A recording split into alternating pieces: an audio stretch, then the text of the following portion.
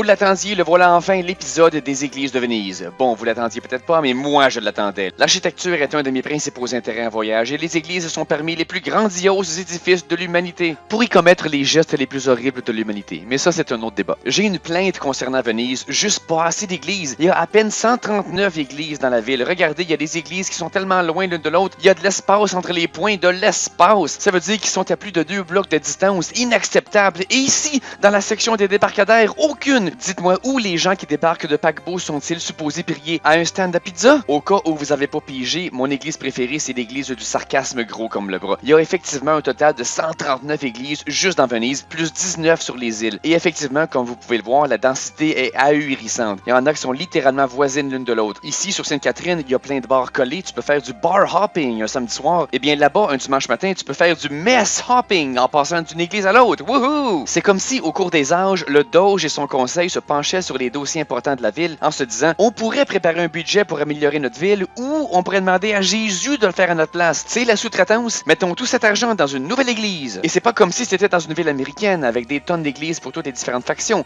Une luthérienne à côté d'une protestante, à côté d'une baptiste. Non, non, c'est toutes des catholiques. En fait, il y en a 6, juste 6 sur 158 qui sont pas catholiques, plus 5 synagogues dans le quartier juif. Et la majorité, plus de 60%, sont encore actives avec des messes régulières. La plupart des visites de toutes ces églises sont gratuites, sauf pour 16 églises spécifiques qui appartiennent à une association qui s'appelle Chorus, qui s'occupe de leur administration. Mon forfait Venezia Unica me donnait accès gratuit à ces églises Chorus. Sans plus tarder, voici ma collection de photos d'églises. Bien sûr, vous reconnaissez la Basilica San Marco.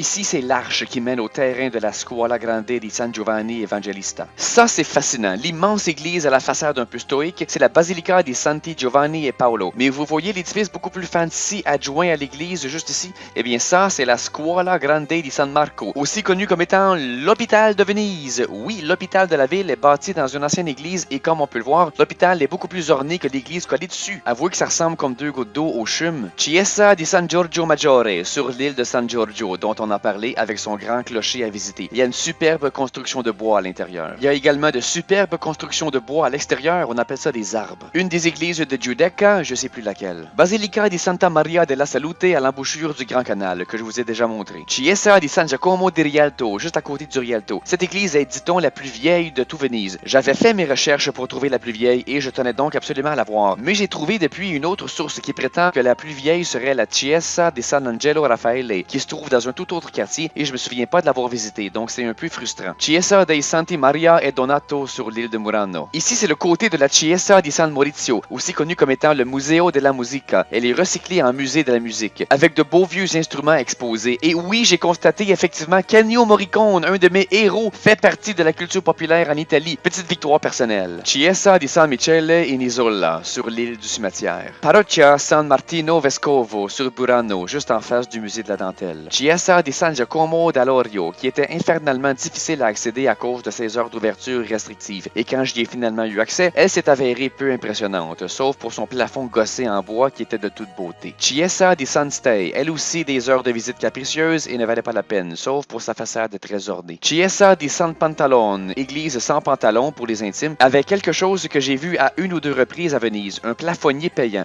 Tu glisses un 30 sous dans une machine et le plafond s'illumine pendant quelques secondes, juste assez longtemps pour prendre une photo que t'es pas supposé prendre. Voici la Chiesa di San Zaccaria, qui avait, comme beaucoup d'autres, une stricte politique anti-photographie. Mais l'art était tellement impressionnant que j'ai décidé à la place de faire un croquis. Au lieu de tableaux accrochés au mur, l'art allait complètement d'un pan de mur à l'autre, donnant vraiment l'impression que tout était tapissé d'art. J'ai tellement passé de temps sur ce croquis qu'après je me suis dit « Pis de la merde, j'ai mérité ma photo ».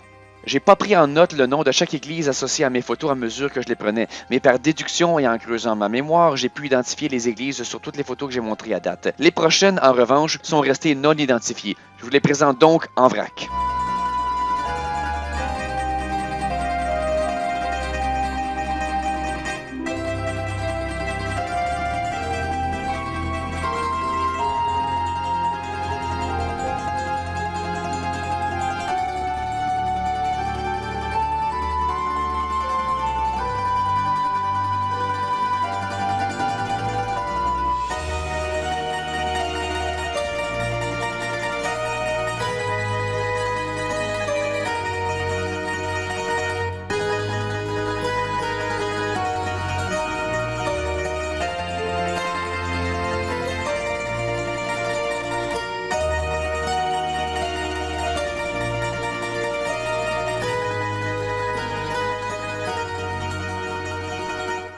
Merci beaucoup d'avoir regardé. Vous serez bien aimable de vous abonner et de me donner un petit like.